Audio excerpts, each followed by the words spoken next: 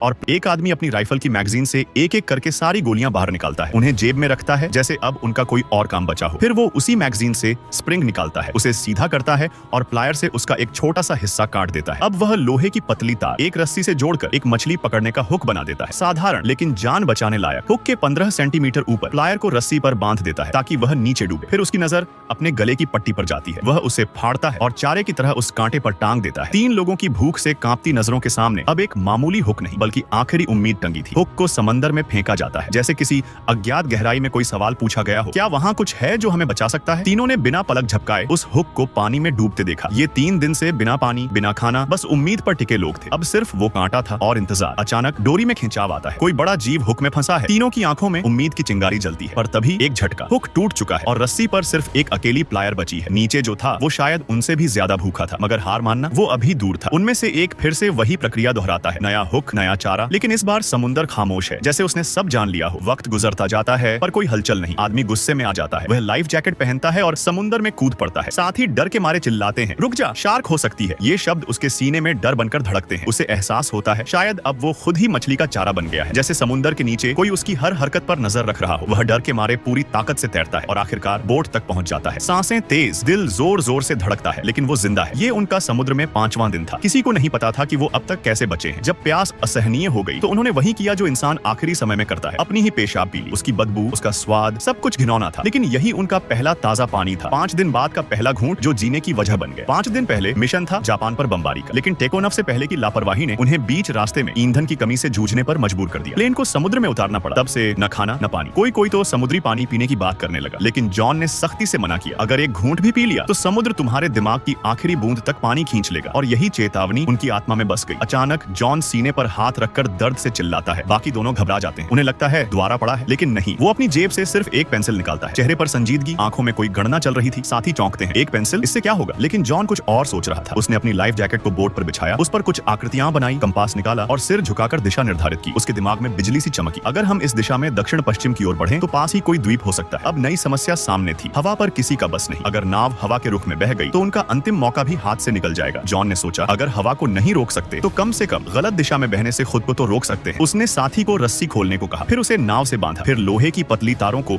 आपस में जोड़ा और लाइफ जैकेट की पट्टियों में उन्हें टिकाया। एक साधारण लेकिन उपयोगी पाल तैयार किया गया जो नाव को स्थिर भी रखेगा और थोड़ा बहुत आगे भी बढ़ाएगा। अब नाव दिशा में स्थिर थी, लेकिन भूख अब जानलेवा बन रही थी। 5 दिन से बिना खाए पिए तीनों अब टूटने की कगार पर थे। तभी जैसे आसमान को दया आ गई। रात में मूसलधार बारिश हुई। तीनों ने टीन के डिब्बों और जैकेट से पानी इकट्ठा किया। प्यास बुझी, लेकिन भूख अब भी जिंदा थी।